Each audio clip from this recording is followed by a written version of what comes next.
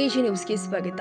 ಟಿಎಪಿಎಂಸಿಎಸ್ ಚುನಾವಣೆ ತಾಲೂಕು ವ್ಯವಸಾಯೋತ್ಪನ್ನ ಮಾರಾಟ ಸಹಕಾರ ಸಂಘದ ಚುನಾವಣೆ ನವೆಂಬರ್ 2ರಂದು ನಡೆಯಲಿದ್ದು, ಕಾಂಗ್ರೆಸ್ ಪಕ್ಷದ ಬೆಂಬಲಿತ ಅಭ್ಯರ್ಥಿಗಳು ತಾಲೂಕಿನ ನಿಕಟಪೂರ್ವ ಶಾಸಕರು ಆದ ಟಿ ವೆಂಕಟರಮಣಯ್ಯ ಅವರ ನೇತೃತ್ವದಲ್ಲಿ ಕಾಲ್ನಡಿಗೆ ಮುಖಾಂತರ ನಗರದ ತಾಲೂಕು ಕಚೇರಿ ಸರ್ಕಲ್ನಿಂದ ಪಿಎಂಸಿಎಸ್ ವರೆಗೂ ತೆರಳಿ ಅಭ್ಯರ್ಥಿಗಳು ನಾಮಪತ್ರ ಸಲ್ಲಿಸಲಿದ್ದಾರೆ ಹಾಗೂ ದೊಡ್ಡಬಳ್ಳಾಪುರ ತಾಲೂಕು ವ್ಯವಸಾಯ ಮಾರಾಟ ಸಹಕಾರ ಸಂಘದ ಚುನಾವಣೆಗೆ ನಾಮಪತ್ರ ಸಲ್ಲಿಕೆಗೆ ರಾಜ್ಯ ರೈತ ಸಂಘದ ಮುಖಂಡರು, ಕಾರ್ಯಕರ್ತರು ಮೆರವಣಿಗೆಯಲ್ಲಿ ಆಗಮಿಸಿದ್ರು.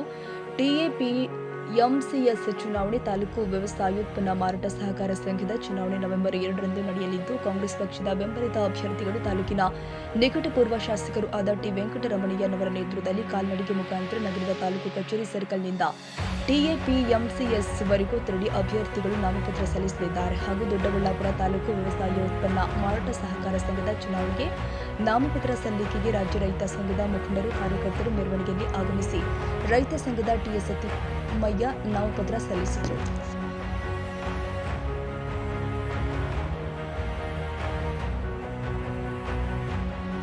ಕನ್ನಡಿಗರ ಮೆಚ್ಚಿನ ನಿಮ್ಮ ಎಜೆ 24/7 ನ್ಯೂಸ್ ಕನ್ನಡ ವಾಹಿನಿ ಇದೀಗ ಟಿವಿಯಲ್ಲಿ ಲಭ್ಯ.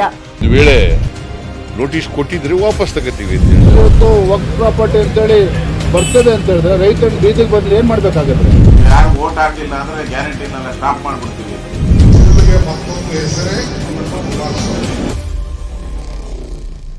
ಕರ್ನಾಟಕ ಮತ್ತು ದೇಶ ವಿದೇಶ 360 ಡಿಗ್ರಿ ಸುದ್ದಿ ಹಾಗೂ ಉತ್ತರ ಕರ್ನಾಟಕ, ಬೆಳಗಾವಿ, ಬಾಗಲಕೋಟೆ, ಧಾರವಾಡ, ಹಾವೇರಿ, ಗದಗ, ಬಿಜಾಪುರ ಜಿಲ್ಲೆಯ ಕ್ಷಣ ಕ್ಷಣದ ವಿವರವನ್ನ ಪಡೆಯುವುದಕ್ಕೆ ಎಜೆ 24/7 ನ್ಯೂಸ್ ಕನ್ನಡ ವಾಹಿನಿಯನ್ನ ಲೈಕ್ ಮಾಡಿ, ವಿಡಿಯೋಗಳನ್ನ ಶೇರ್ ಮಾಡಿ, ಕಮೆಂಟ್ ಮಾಡುವ ಮೂಲಕ ನಮ್ಮ ವಾಹಿನಿಗೆ ಸಹಕಾರ ನೀಡಿ ಮತ್ತು ಚಾನೆಲ್ ಅನ್ನ ಸಬ್ಸ್ಕ್ರೈಬ್ ಮಾಡಿ.